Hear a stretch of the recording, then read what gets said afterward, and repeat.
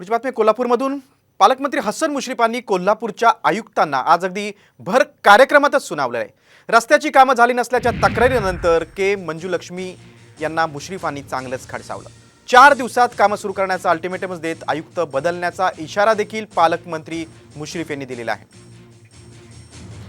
आणि मी सांगितलं दिवाळीपूर्वी की हे रस्त्याचे खड्डे मुजवा, ज्याला कॉन्ट्रॅक्ट तुम्ही दिले त्याला, आणि खड्डा ठेवू नका.